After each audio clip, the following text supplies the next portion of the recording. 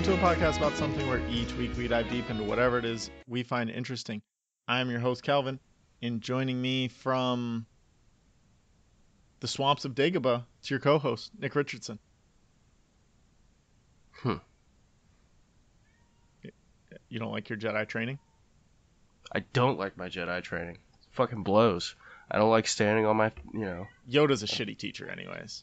I don't like doing handstands. Yeah. And he keeps eating all my shit. It's not cool. I get it. All right. Well, maybe next week you'll be somewhere different. God, I hope so. We'll see. We are here this week. We're still going into Star Wars month, week 3 of Star Wars month. We got 2 more weeks after this. And this week we're doing Star Wars movie superlatives. The moment everyone's been waiting for. At least Yes. I have. I've had this dying. Yeah, I've had this outline for a long time since I watched episode 1 in January of this year. I was like, nope, shit. I got everything. I know what I'm doing. So, going to be a lot of fun. We are giving out 5 awards to Star Wars movies, nothing from comics, cartoons, TV shows. As much as we want to give the Mandalorian awards, we can't. It would just win them all anyways if it was up for contention. Yeah, we'd None of be that here counts. all night. Only movies. They don't have to be in the main 8 right now. No spoilers for The Rise of Skywalker because it hasn't come out yet. But we got the main 8. We got Solo. Holiday Special even counts if you want to throw it in there. I don't think that'll be winning any awards, but I don't know your thoughts there. I've only seen clips of the holiday special, and it looked fucking awful. Yeah, it's weird. And Rogue One counts. So we got a lot of stuff going on here. The awards we will be giving out today are just a recap of the rules. We can only give 1 award per movie and 1 movie per award. No doubles ups, nothing like that. Gotta only give it to 1 movie. So the awards we'll be giving out are Best Vehicle, Best Villain, Best Hero. Can't find my little cursor here. Best Droid, and Favorite Movie. Usually we don't go subjective on this, but I thought that was more interesting than Best Movie because everyone pretty much has the same answer for Best Movie. Yeah, but I find, has pretty different favorite movie answers. Exactly. So that's a more compelling conversation than us both going Empire Strikes Back because it's the most well made and the story makes sense and Darth Vader is Luke's father, blah, blah, blah. Anyway, speaking of which, spoilers for every Star Wars movie that's been released. Yeah, you didn't know Darth Vader was Luke's father by this point. Like, that's on you, man. Yeah, seriously, where have you been living? Which shell have you been living in? Yeah, sorry. I'm pretty sure you can monetize that and sell it to, like, the Amish, stuff like that. The shell that these people have been living in that don't know Darth Vader is Luke's father. Exactly. Definitely. I'd buy one. But I would need a TV and I'd need to be able to watch Star Wars, so. You ready to dive into it? Let's fucking do it, buddy. Let's do it.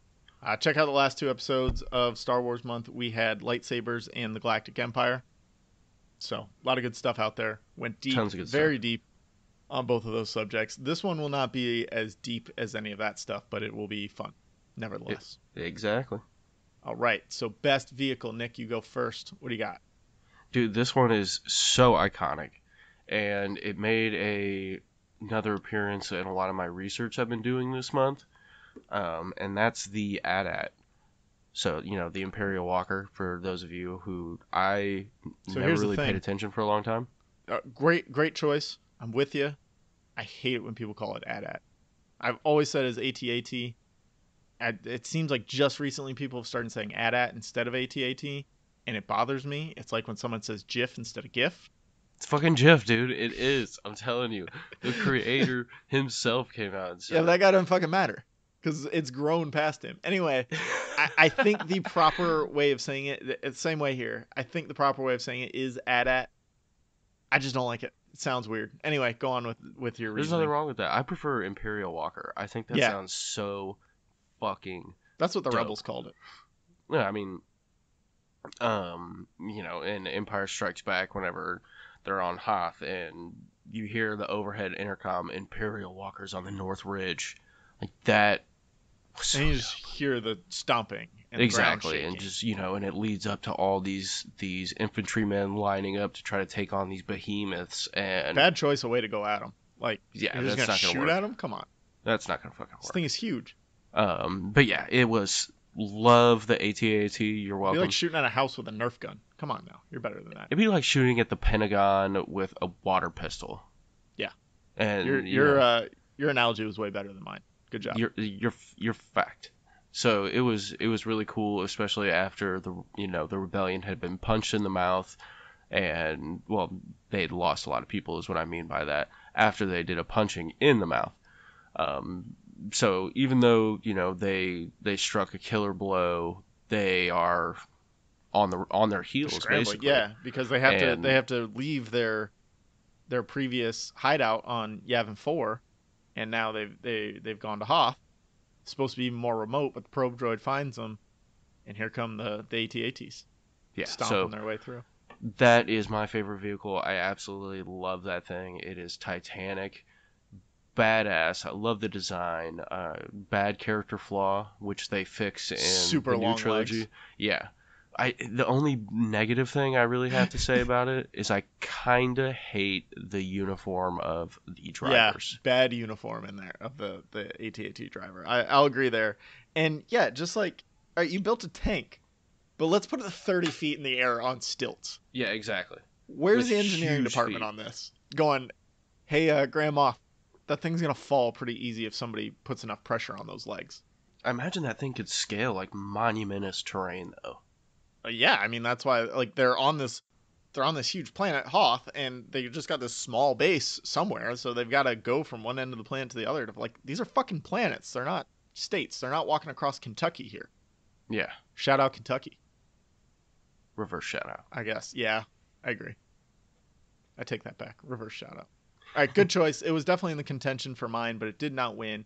This was a super hard one to start off with. It was a hard award to give out. There's so many different levels of vehicle. You got speeders, you got speeder bikes, land speeders. You've got regular planet traversing ships like the Millennium Falcon. You've got fighter ships like the X-wing, the Y-wing, the Naboo fighters from Episode One. You've got Love those. giant airships like the Star Destroyers and like Dryden Voss's space yacht. It's so hard to compare them. The Death Star you could even consider as a vehicle if you wanted to, because it moves. It can travel through light speed. There's people in it. At the end of the day, all of those options ahead of me, I chose the M68 Corellian Land Speeder from Solo, a Star Wars movie. That's a pretty obscure pick, man, but I like your style. Well, this was really hard because this was the first award, and all of my other favorites are in other movies I had to give other awards to. But this is a dope ass land speeder. It looks like a classic American car. This is from Wikipedia, how Han Solo came across it. Han Solo acquired an overpowered Mobcat M68 land speeder under circumstances he doesn't care to explain. The M68 is a favorite of Corellian speeder enthusiasts as its repulsor lift generator is easily modified and overcharged. Han has decorated the speeder's windshield with a Lucky Charm, a pair of chance cubes from used in Sabacc games, which we see those a lot throughout the rest of the series. I think land speeders are the coolest vehicles in general. You got Luke's T16 land speeder, which was in consideration for this, but I couldn't give it to that because A New Hope has to have a different award. And this one honestly looks a little bit cooler. It's got that deep blue color. It can kind of turn on a dime, and it just seemed faster than the T16. It was It very just Han Solo. Yeah, it fit It was Han Solo so reckless. perfectly. It looks super fun to drive. It was super cool speeding around the streets of Corellia in that opening scene. I can't see Luke's land speeder doing the same kind of maneuvers. Like, the opening to this movie felt like a Fast and Furious movie, and we know how I love Fast and Furious movies. We both do here. Yeah, exactly. So this fit in right there. You know, it was classic American muscle there on Corellia for Han Solo. Classic. I love that analogy. American muscle on Corellia. Like, Dom Toretto would definitely be driving this land speeder if he were in the Star Wars universe. I live my life 1 parsec at a time. Quarter parsec at a time. 1/4 parsec at a time. Get too close to the maw, doesn't matter. You keep driving. All right, let's move on to the best villain. I get to go first here, and I'm taking the top pick. It's Darth Vader from A New Hope. Yeah, no fucking doy. No doy. So the only problem I had here, Kylo Ren's great, and we just did a whole Patreon exclusive on The Force Awakens and how great Kylo Ren is and how great Adam Driver is in that, but he is not iconic. Darth Vader is iconic. Empire Strikes Back, he seems a little more powerful, but I liked A New Hope better because he just comes out showing his raw power. He's in a fucking meeting and he just force chokes a dude on a Skype session. Yeah. Like, come on now. Nobody's Yeah, doing that. that's fucking lethal. He goes straight to torturing prisoners. He has no problem blowing up entire planets to prove a point. He just feels extremely menacing, and it's really cool in A New Hope that we don't know anything about his backstory. It's kind of like Michael Myers in the first Halloween movie. Villains are great if you can either sympathize with them and understand that if they, are the hero of their own story, but they're also great if they're just completely ambiguous and you don't understand where they're coming from, but they're still feared by everyone around them. And Darth Vader encapsulates that perfectly. He epitomized the name Darth Vader. Yeah. Like, just the name even. Even it's people like, okay, who that's haven't a bad watched motherfucker. Star Wars understand what Darth Vader is and know to be scared of him. You got the Yeah, that's so dope. great music behind him. The Imperial March is fantastic. He doesn't look great with a lightsaber in A New Hope. He's lost some speed since the prequels. He's too slow, yeah. He can definitely still defeat Obi-Wan, and they remedy this in Empire Strikes Back and Return of the Jedi. That would be my only problem with New Hope Darth Vader is his skill with not necessarily skill with a lightsaber, but just the fighting technique, and that's not on him. That's on how the movie was written, and probably more on Alec Guinness's requirements of, like, he's fucking old and can't move. Yeah, I mean, he is fucking old and he could hardly move. Yeah. What do you got for best villain? Darth Vader, bro. Which movie, though? Return of the Jedi. Nice. Good choice. Yeah. That's a good Darth Vader, too. That's, after we find out that he's the father of Luke Skywalker and yada yada, you get to see his face. Like, there's just so much about it. But this is after building up in the original trilogy. I absolutely loved Darth Vader. I thought he was the most badass villain. I love the suit. I love the red lightsaber. I love that he was just like, okay. He's in contention for best villain ever. Not just in a Star Wars movie. Like, he's iconic. That's why you can't pick anybody else. Like, he's potentially best villain ever. Well, he doesn't fucking fucking monologue. Episode 1 of fucking droid? Come on now. Yeah, no. I mean, he doesn't sit there and monologue and he gets down to fucking business. He does not even play one bit. And I love that you don't have any redeeming qualities in Vader until like the last couple minutes. Right up to the end. Yeah, it could be argued that he's not technically a villain in Return of the Jedi. Most of the movie he is, but the last 10 minutes he's not anymore. And he kind of steps his villainness up another level in Return of the Jedi because he's just like, no, we don't even need the Emperor. Like, we'll do this shit together. Because in A New Hope and even a little in Empire Strikes Back, he's, the Emperor's lapdog still.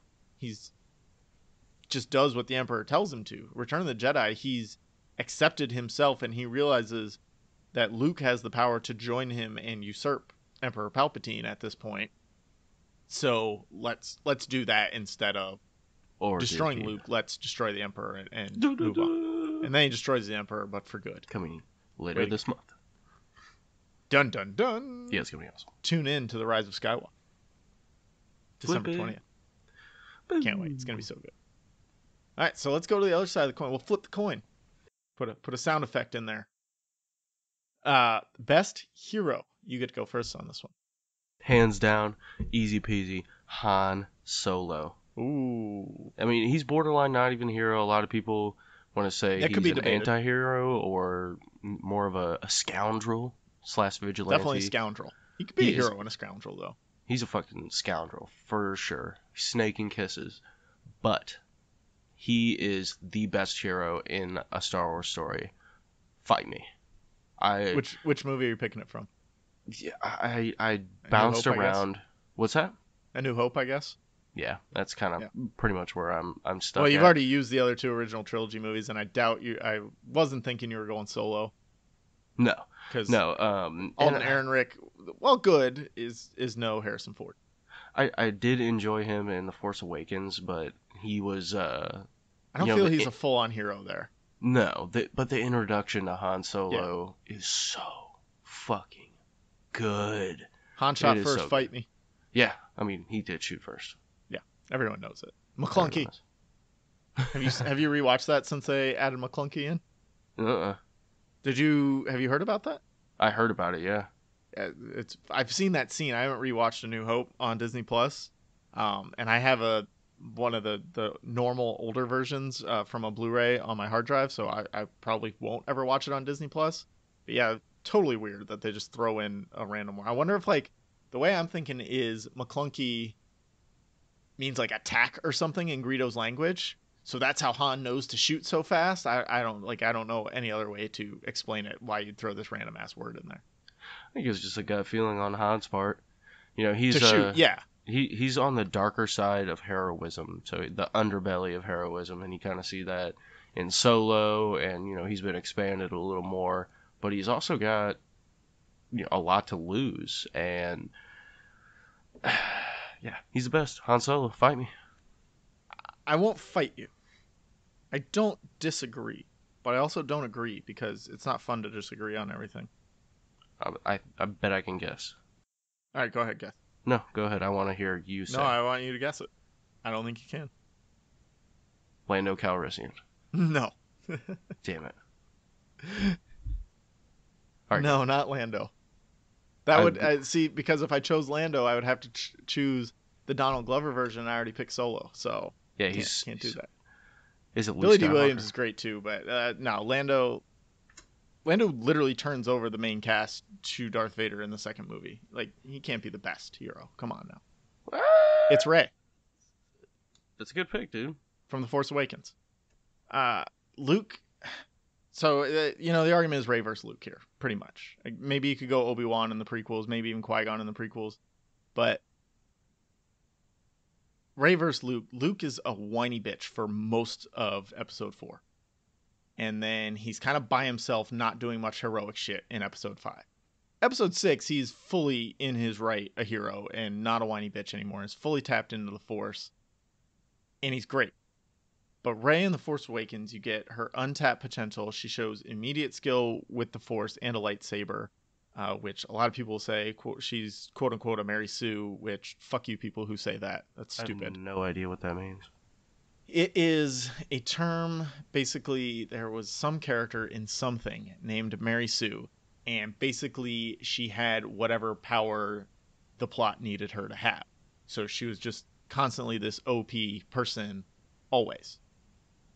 And so people are arguing that Rey is that everything came too easy for her, and she just whatever the plot needs her to, she's gonna do, which I don't think is true if you watch and think and pay attention to these two movies and about to be a third.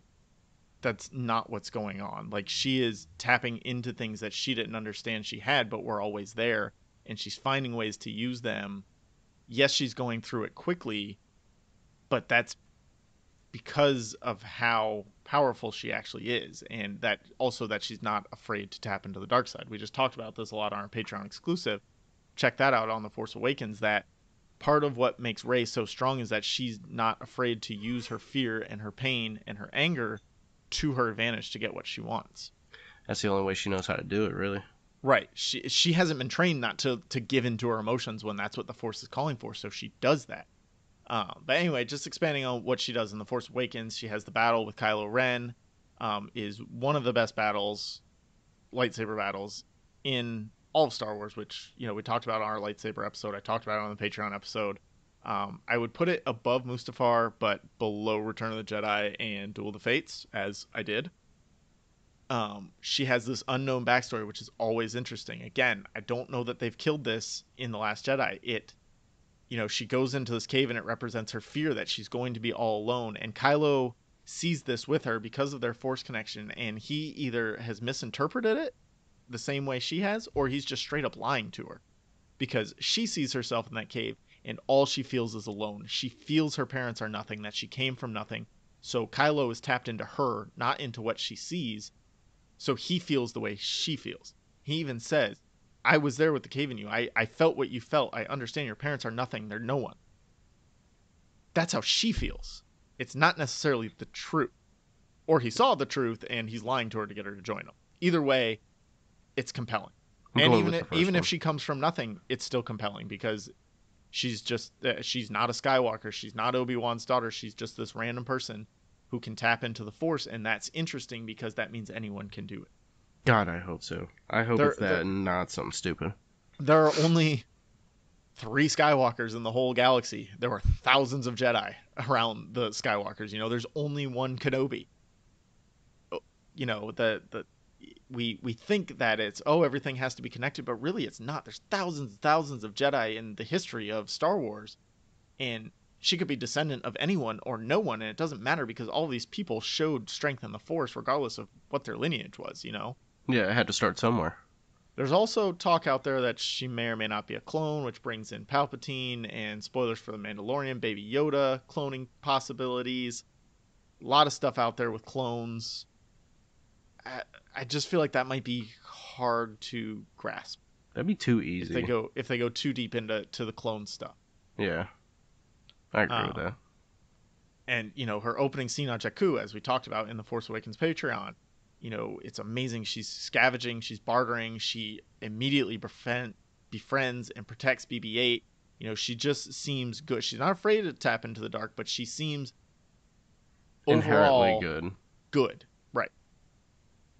And it's just going to be interesting to see where her story goes. Where do She, you ha- think it's going to go?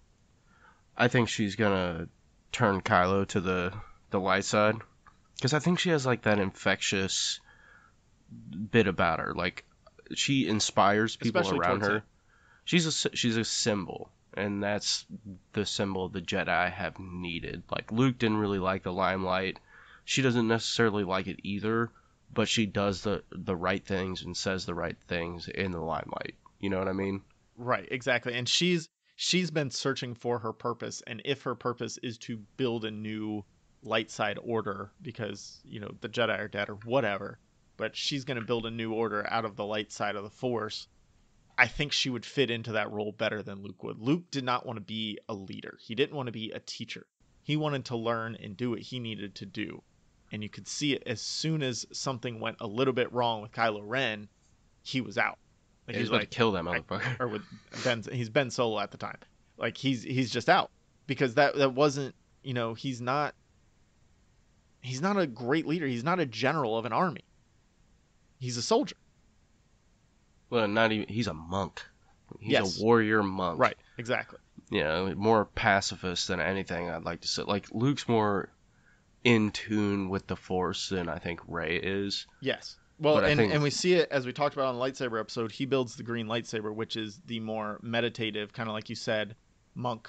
They're closer to pacifists. They will meditate, think on things. They're not attack first kind of people. People with green that get green lightsabers. So that's an interesting thing to think about there too. which definitely what Luke is. Yes, absolutely. And I'm with you. I think there's a pull from her to pull Ben Solo back to the light.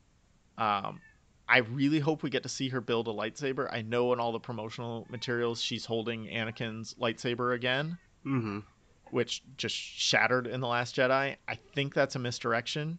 If you look at the things Disney has done with trailers with Marvel, there are a lot of misdirections, things that Tons. are they put them one way in the trailer, and that scene exists in the movie, but it looks completely different. With Infinity War, in the battle at Wakanda, there are more heroes, charging the Thanos' army than are actually there. Like Hulk is there, but in the movie it's actually Hulk or Banner in the Hulkbuster armor. Those types of things that they're just these little changes that they make through CGI, anyways. That Um, throw you off completely though. right, and like I would love to see someone in movie canon build a lightsaber. We got to see it in Clone Wars with a That'd be couple super cool. Padawans build lightsabers. I'm still really upset that we haven't seen it in an actual movie. Yeah, I feel like they've probably filmed it like 10 times and it just always ends up on the Maybe cutting room floor. Well, yeah, like 'cause the whole thing around it is very deep in lore, and you have to find the right kyber crystal, and you have to find the materials and all of that. So I would be interested to see her find a kyber crystal somewhere. It doesn't even have to be that long, and then maybe use the pieces of Anakin's lightsaber to build a new one out of it. It looks a little different because, like, she's got to have her own at some point, right? Luke had his own in Return of the Jedi. Everybody else has their own. You can't have the main character of your movie not have a signature lightsaber. Agreed. She's got to have a Ever. staff of some sort. Oh, that was the other thing. We talked about that on the lightsaber, is maybe she'll build it a staff type weapon. That would be pretty cool. That would be cool. So we talked about her pulling Kylo to the light. I wouldn't even be surprised if she and Kylo kind of swap, that she gives too far into the dark, as we saw in one of the trailers, and Kylo realizes what he's done and kind of moves towards the light, or they form some kind of gray alliance somewhere in the middle. They realize that they need both sides to balance the Force rather than one on this side, one on this side. They have to meet in the middle. I think that's more logical, or they're a union of the Force. Right. They Like, they understand that they need together. both sides for there to be balance and for the world to work correctly. Yeah. All right. That was best hero. Best droid. I go first on this one, which I'm excited. Hit it. And this was our Twitter poll. Let's do the Twitter poll first, actually. So on Twitter at APA something, every week we do a poll that goes towards our recording. Tonight it was who's the best droid from a Star Wars movie. A lot of good droids in expanded universe stuff. We're not talking those. We're only talking movies. Choices were R2-D2 from the original trilogy and the prequel trilogy, L337 from Solo, and BB-8 from the sequel trilogy and other comments. So R2-D2 won in a landslide. Fucking landslide. Dude. It wasn't even close. Not even close. I thought BB-8 would put up a little bit of a fight. Not even close. L337 did get a couple votes. Got 2% of the vote. Good for her. And BB-8 got 16% of the vote, and other got 9%. So we've got Self, Hero of Tennessee at Magus of the M. R2-D2 is iconic. It's everywhere from movies to games to toys to t-shirts and other merch. Of the non-humanoid characters, R2 is the most marketable. That's very true. Super true. Doesn't make him the best, though. Then we've got Suck My Fanfic at Suck My Fanfic. K2SO. Good choice there. Very good choice. K2SO. Yeah. The VCR Kids at the VCR Kids. Only BB-8 can do a thumbs up. And as we talked about on our Patreon exclusive, I'm not so sure that that's a thumbs up. Yeah, There's a theory out there that he's flicking Finn off because Finn put him in a bad position. I like that theory better. I like that one a lot better. Like, because BB-8's just being a smartass. Finn talked him into doing something he didn't want, and now he's flipping him the bird. Eat shit, bitch. At WDIM podcast, the what is that called? What Does It Matter podcast gives another vote for K2SO. K2SO by far took the other votes. Like, everybody in the comments was going on K2SO, which good for K2SO. At SW the Draken Saga, any other droid is greater than R2 and C3PO. I don't know if I agree with that full statement. What? Like, R2-D2 is fantastic. Fuck yeah. And then at Zorbicles gives a shout out to BD1, who's pretty cool too, but BD1 does not actually count because BD1 is from the Star Wars Jedi Fallen Order video game. Very, very good droid. One of my favorites by far, but not in the movie, so sorry. I have yet to play that, so I'll just have to take your word for it. He's a great fucking droid. I want one so bad. Like a real one and a toy one, whatever I can get. At 2 Peas on a Pod. Shouldn't C3PO be in this convo? No, he shouldn't. I do not like C3PO. Nobody does. He's annoying as shit. He's super annoying. He's iconic, yes. Oh, but dear. He's not anyone's favorite. Yeah, no. Fuck that guy. I'm sure there's someone that's like, hey, he's my favorite. It's like, shut up. Just shut up. Yeah, no. Just shut No, up. fuck that guy. All right, so my pick. Thank you to everyone who reached out on Twitter. Great to always thank you, get guys. feedback. That's at APA something. Every week we do a poll. So join in the fun because Please they're do. always fun. We love it. My pick for best droid. It's K2SO from Rogue One. It's a good pick. I love K2SO. Like, I immediately after seeing Rogue One, I went and bought like 4 different K2SO toys because I was just so in love with him. You got Alan Tudyk doing the voice, which he's always hilarious. He's the first droid that kind of felt like a fully formed character. C-3PO had those human responses and things like that, but he was just always annoying. R2 and BB-8, like, they were great, but can't actually talk. And R2D2, especially in the prequels, he flirted too much with the Deus Ex Machina territory. Like, Yeah. get out of here with that. K2SO was just there to do what he needed to do. He, really believed in Cassian and had Cassian and Jin's backs whenever they needed it, which he, very loyal. He sacrificed himself for their cause. He's hilarious. He's a badass. They have in Jedi Fallen Order, you have to fight some of these K2SO droids. They're obviously, just because it's an Imperial droid, you have to fight some of them, but it's not the actual K2SO. It breaks my heart every time that I I have bet they're to hard as kill one of these fuck to things. kill. Yeah, they got those long ass arms that just beat the shit. Plus, he looks cool, man. He He's does look tall, pretty dope. lanky, all black. I would not want to fight that on a battlefield. No, the Imperials knew how to build some droids. I'll give them that. They sure as shit did, buddy. Who do you have for best droid? L337. Lee Nice! Ponage. My fucking droid girl I'm out glad here she from got Solo. some love because she Obviously. did not get any love in the Twitter poll. I was amazed she didn't She's get any fucking love. Awesome, because She- nobody likes Solo for I whatever thought reason. Solo was pretty good. Everybody And I had mean- these high hopes for Solo to be this like genre-defining movie, and it was just like a fun, exciting movie. It was nothing Exactly. spectacular, but it was so much fun, and L337 was a big reason for that. That was, for me, the first droid that I felt like was like a fully formed human character almost. Well, except K2SO came first, so I agree, but that's just not what I took from K2SO in Rogue One. yeah, K2SO laid the groundwork for L337 to be everything. She was a fucking person in a metal bot. Exactly. I mean, I think that really hit home when like She the had sexual feelings. tension. She had Yeah. love. She had sex with Lando somehow. It works. I guess I don't know. It's weird, but you could. You could works. feel it on screen for sure. So that was something that definitely added to it, and I love the sassiness and the fact that she becomes the Millennium Falcon. Yeah, that helps. That is big And- time. And the whole droids' rights thing, like that's a pretty dope, cool wrinkle to add into there, is that she's like fighting for droids that because they're sentient, they should have rights. Which is true. Well, Yeah, I mean, It's a great angle to take if you're a droid. Yeah, I imagine you would like rights, and she's sassy as fuck. Very sassy. Great job by Phoebe Waller-Bridge doing the voice for her. All right, it's down to the last pick. Down to it. Dun dun dun. Favorite movie? Who's It's your going turn. first? It's you. Me? Yeah, I went first on the best droid. It's your turn. Fucking Rogue One, buddy. Good choice. Dude, Rogue One was so good. Really. And let me just, I'm sure there's a lot of mixed feelings about Rogue One because it didn't take place, I don't know why.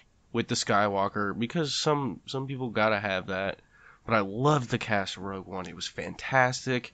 They did such a good job with Jyn Erso and fucking Mads Mikkelsen playing her dad. Like I loved it. The dude who plays Krennic is great. You got He's Forrest so Whitaker, Saw good. Gerrera. The guy that plays Cassian is great. There's gonna be a Cassian Donnie Disney Yen Plus was show. in that shit. Fucking awesome.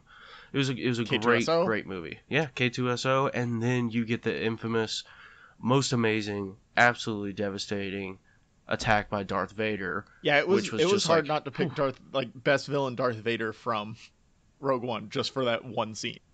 I had to save that for this one because I think that was just so instrumental in helping to make that my favorite movie, because they did such a good job with it. I was into it the whole fucking time. And it was I was feeling, and then they hit you with that. right, and it's a mostly unnecessary scene. Like, that scene doesn't need to exist to get us to A New Hope, But it's so cool. but it's so awesome that it does. Like, And- exactly. and that it just was adds a the- cherry on the top of an excellent movie Sunday. Well, and I mean, that's a great analogy, and the fact that it really put a nail on the head to say like it came this close. Yeah. This fucking close, which is what they didn't portray in my mind that well until it came up with that. It's like, I don't know, a bullet missing Hitler by a couple inches. And it corrected my problem with A New Hope Darth Vader. Is like, he's this domineering, nasty, everybody's dude. afraid of him, and you don't really get a sense of that. You get some sense of it through his force powers, and you get why his contemporaries in the Empire are afraid of him, because he's willing to force choke people in Skype sessions. but as a lightsaber dueler, you don't see much in it, and it corrects that to a T because it shows just this imposing these rebel soldiers running from him as he slices them all down, and that's a month before the events of a new before he fights Obi-Wan Kenobi on his ship, and so you see it as when he needs to be this powerful force he can be, but when he's fighting a 75-year-old man, he doesn't. It's not that he takes it easy on him. It's just that Well, there's a lot of they have this memories there. more civilized It's a sword battle duel. here. It's a Right. duel, not Right. a massacre. And Exactly. just the way he combines his his force powers with that lightsaber was like an extension of him. That was one of the few times besides like Duel of the Fates that it really seemed like the lightsaber was an extension of Yeah, whoever and was wielding it. you get a little bit out in the Battle of Mustafar as well, where Anakin and Obi-Wan are using their force powers, but that was more they're using their agility force powers more than like the force throwing and force pushing of things. And Yeah, and it's not necessarily like a good combo. Like it's almost they'll it's stop to they jump and flip concentrate. off to something, stand there for a minute, let the other guy jump and flip up there, and then they go back to dueling with the lightsabers. This was just I'm using everything I have to mow down you people so I can get to that data card. Exactly. Like I'm gonna hold you, slice you in half. Fuck it.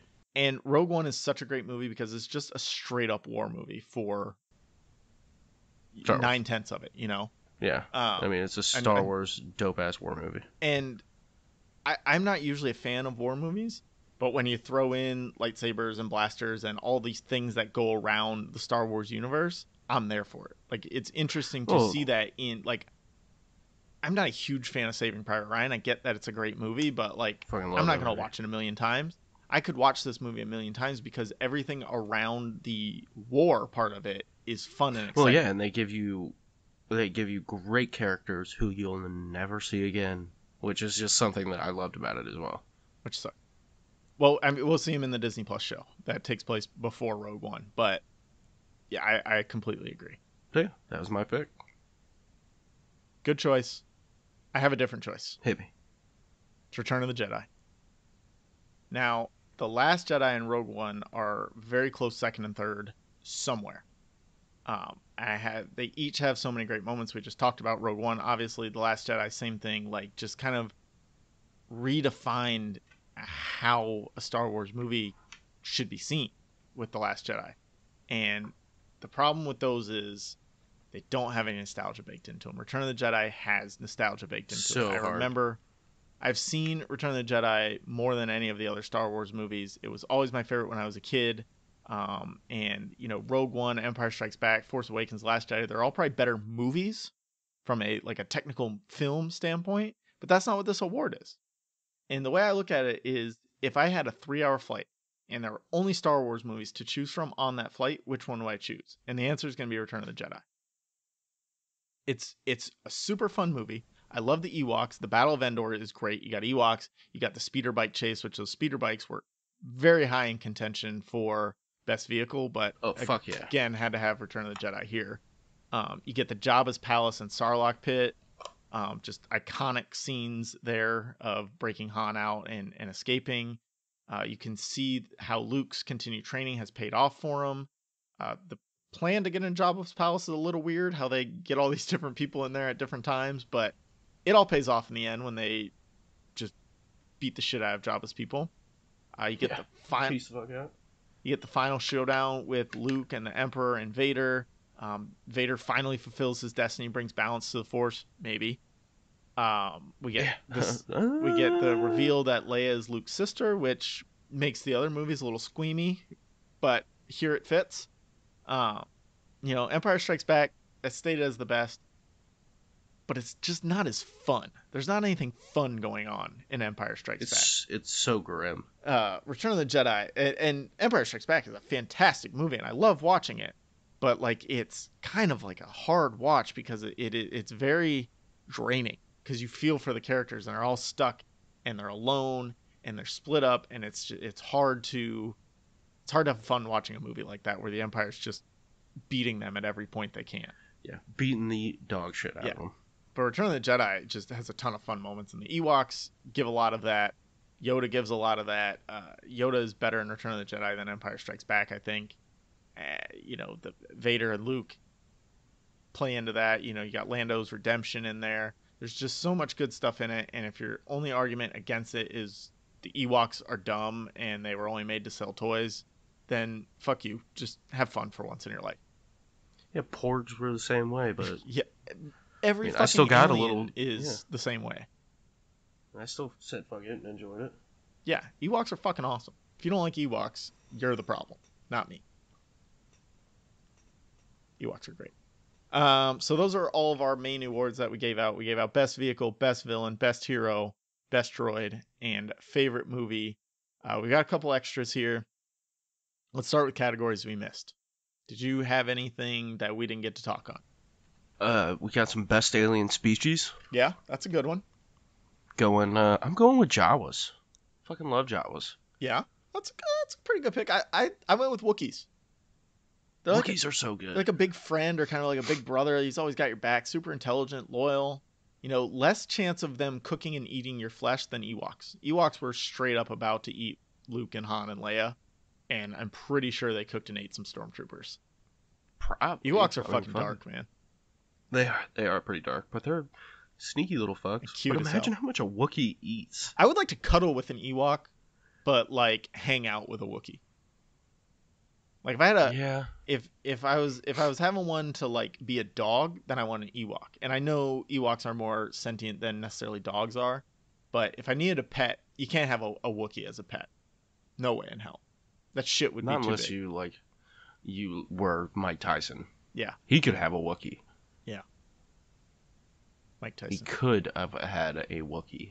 He probably no does longer. have a Wookiee, man. Fucking Magic Johnson out here creating Wookiees. We also had the best lightsaber battle, which we already talked about in the lightsabers. So that was one of our main categories, but it got dropped down to the categories we missed just because we talked about it in the lightsabers episode. Again, that's Phantom Menace, Duel of the Fates. No question about it. We beat that one to death. And best use of the Force. Yeah, I don't have like a specific thing in mind other than Or like best Luke. Force power. Yeah, exactly. I have Force Grab. Okay. That shit is so fucking handy. Yeah. And That would be the one I would want the most. Well, that's like the Jedi power that has had the most consequences. Like, it saved Luke's life multiple times. I mean, it's killed tons of Jedi. Not quite as problematic as the Jedi mind trick.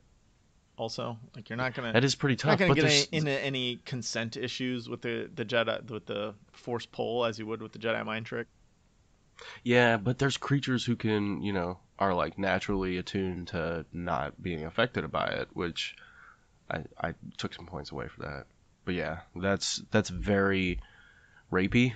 Yeah. So I didn't want to Super touch mind that one. rapey. Super This mind is gonna be rapey. a bad look for me, but I'm going with Force lightning. Force lightning is so G though. It's awesome. It's just not prevalent enough for It's me. super evil and like it's only used to hurt people, but it'd be awesome. Oh shit, I would the power's scream out, more man. power too. Yeah, exactly. good. Hey, you need me to charge your phone? Unlimited power. That's exactly what I was Yeah. like. I would scream that too. If I wouldn't was even a be talking fucking about like live murdering action- people with it. I just could literally power my house anytime I wanted without having to pay the electric company. Yeah, that would be It's super. like solar but it'd power be- from your fingers, man. Everybody would be up on you. Elon Musk would be like, "Can I just buy you for like Here, 10 to I could just 20 sell like jars billion of dollars?" fucking lightning. That'd be tight. You just do visits. Like, I'll power this entire concert, but I want 10%. All right, hit me up. I got the Force lightning hookup. Dude, we could. This commercialized, baby. It anytime it's used in the movies, it looks pretty cool. Yeah, it They does. do a good job of the effects on that. Except for, I think it's the Clone Wars when Dooku and Yoda fight. I thought it Oh was yeah, and Yoda like so catches it stupid. Exactly. And Dooku's just like he's holding his hand because over there's an no air dryer consequences at the for it, bowling and alley. that's a big problem with Attack of the Clones is a lot of the things that happen. There's no consequences really. Or motive. It's Within just that like, movie. why? Because Dooku, like you said, he does the Force lightning, and Yoda just blocks it simply.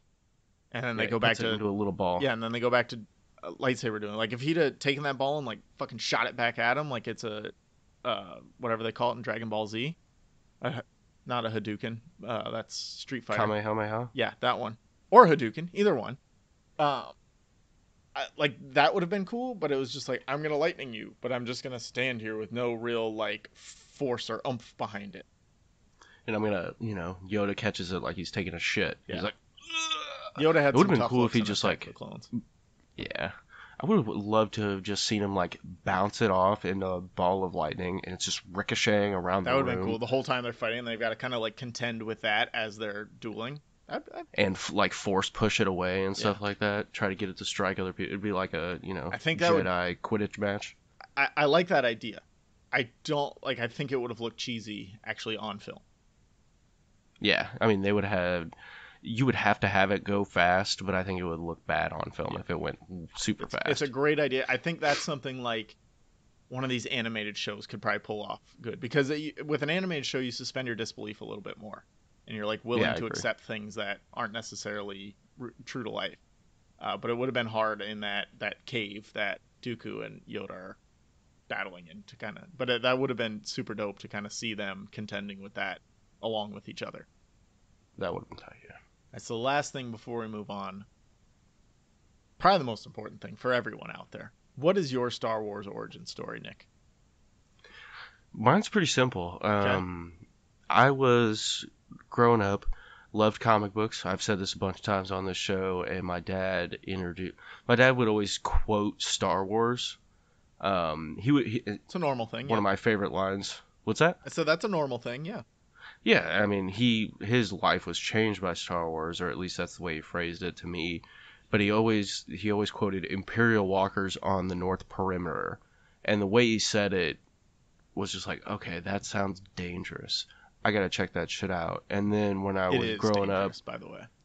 that was one of the few gifts I got. I remember I still got it in storage, but it was a VHS box set of the remastered versions of the original trilogy, and I thought that was just so cool. I wore those fucking tapes out.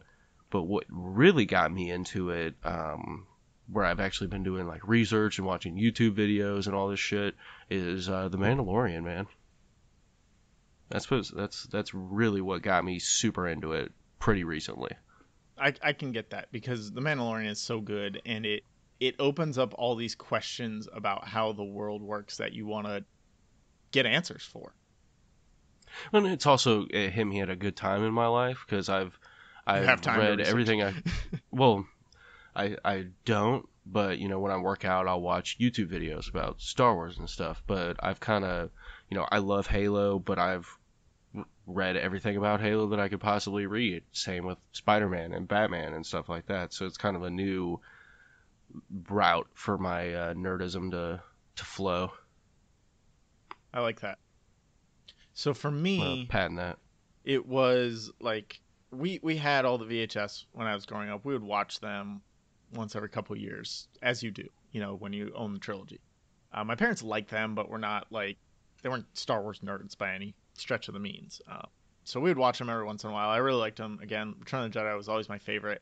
And then I was 12 or no, I guess I would have been 11 when The Phantom Menace came out. And I had two friends, Michael and Matthew. Shout out. I'm sure you're not listening because you probably don't know this exists. But if you are, hey, what's up? Um, they were like super Star Wars. Like they had all the action figures. They would watch it every year. Like they knew all the expanded universe stuff. Like they were super deep into it.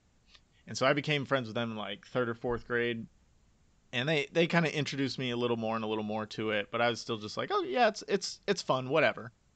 Yeah, Uh, it's cool. and then Phantom Menace comes out, and at the time they're super into it, and I'm like, yeah, this is cool. And I once I finally watched it, I was like, oh yeah, I'm in on all the pod racing is cool, all this Pod stuff. racing is cool. We all started playing Star Wars Jedi Power Battles together for PlayStation One. Terrible fucking game, but the best Star Wars game ever. I love it. Um, I never played that. the mechanics are really rough. But when you're 12 years old, you don't really know that because this is the game I got. You get to use a lot of different characters. You get to use a lot of different force powers. It was a lot of fun. You don't Yeah, know that the blocking mechanic is off by like 3 seconds. You just You fucking figure play out, it, right? You you figure out pick the it way up around and it. Uh, hmm? Now everybody's so like in tuned. Everything has to be perfectly timed, and it's like, no, like it's supposed to be a challenge. You have to find It's a the way fucking to. game. So we would play that game all the time together because you could play co-op. You could do it on your own. Like I would play with one guy and they would play with a different one. So we played that a lot together. So I got really into it with them. They introduced me to one of the extended universe book series called Jedi Apprentice, which was basically the trials and tribulations of Qui-Gon and Obi-Wan as Obi-Wan is growing up. It starts with Obi-Wan at like 12 years old or something, right? And Oh shit. it was a super long series. It was probably like 12, 15 books, but they're thin books. They're like made for preteens, and it was Hmm. all leading up to episode 1 basically. Like how did they get to from when Obi-Wan is a Padawan to what's going on in episode 1? And I read probably like 6 of them, and they were pretty good. They're hard to find now. It wasn't a popular series, but it was the one we got into. So we would read that, and so they got me really into it. And then, like I said, it kind of fell off during high school, and then The Force Awakens brought me back to it. Like I'd started collecting the stuff from the original trilogy and the prequel trilogy, the few things I liked from the prequel trilogy. But then with The Force Awakens, I was just like, all right, I'm all in on this. I started reading more on it. I find out as much as I can. I've watched the Clone Wars now. I'm in the middle of Rebels. The Mandalorian is great. So The Force Awakens kind of turned me on to like, okay, this is gonna be my thing. I I, Yeah, the I like bigger this. Yeah, universe. this and Spider Man are my main things now. Yeah, yeah. We always, us collectors slash nerd enthusiasts, always got to have a main You thing. want to have something that you can dive deep on and have the knowledge base behind it. And then Game of Thrones came in and took a little bit of the shine away from it for a little while because I went deep, really deep into that. And We I'm did. sure if of Winter ever comes out, I'll get back into that. But right now I'm Oh off it a little hell bit. yeah. Uh, but yeah, you have to have that thing that you just no matter what you want to learn more about it. And Spider-Man, like there's not really anything new to learn right now, but Star Wars there's always more, which is great, and Yeah, I love that. yeah. There's always, it has crazy amounts of lore behind it. Yeah. So I'm glad we're doing Star Wars month. It helps move me even deeper into the knowledge base. And like I was always one that like if you quoted a movie to me, like I would know it's a Star Wars line, but I wouldn't know who said it or when or whatever. Like I remember my wife's sister at one point, like I said I was gonna try something. She's like, do or do not. There is no trying. I'm like, what the fuck are you talking about? It's like it's a random ass line from Empire Strikes Back, and I didn't watch it that much. And now, like if you said that to me, I'd be like, oh yeah, fucking Yoda, man. I'm picking up what you're putting Yeah, down. I get it. But I was like, all right, whatever. Yep, Oh, Yoda said fucking that. That sounds weirdo. about right. Yoda with his useless advice. Sounds good. Talk to your wife like, is your sister okay? She said What the some fuck weird is she shit to talking me, about? dude. She said a really weird thing to me. Yeah, so that's great. I'm loving Star Wars month. We got 2 more episodes. Next week is the rise and fall of Anakin Skywalker. And Ayo. then the last week of December will be a full review of the rise of Skywalker, the film. Spoilers. Just gonna Yes, say there that will be right now. spoilers in that review. We'll say So it lots. Don't worry. don't at me, bro. Yeah, no, yeah, it'll be a full week after the movie's released. There's no reason that you shouldn't be ready to be spoiled if you're listening to something based on it at that point. Exactly. Check out Patreon. We just did a Force Awakens episode, and we'll be doing Mandalorian episode 1 next week there. So if you want more Star Wars content from us, it will be there soon. Or by the time you're Check that hearing this, shit there will out. already be some there. For $1 a month. Come on, Only guys. $1 a month. Yeah. That's like a third of a cup of coffee a month. Yeah. I mean, that's like, 4 days worth of make your own coffee at home. Or like one laundry day. Come on. You could pass up laundry to give us some money on Patreon once a month. Yeah, that's like minimal money on. That's in your car. That's in your car right Yeah, now. you've got four Bet. quarters in your car. Just take those Bet. out, put them in a bank account somehow, send them over to us on Patreon. And if you do all that extra work, let us know, and we will Yes, give you a if shout out if on you the show. literally have 4 quarters and you go to a bank, you deposit those 4 quarters, you go back on your computer, log on to Patreon, you find us, and you subscribe with those 4 quarters, like you'll get an extra something for that because that's Yeah, that's I'll effort. send you a mystery box for Ooh, sure. mystery box. I love mystery boxes. All right. Anyway, thank you for listening. All the music is provided by those cats. Make sure you follow us on Twitter at APA something at alone _ podcast. And all the music is provided by those cats. You guys stay sassy. Stay classy.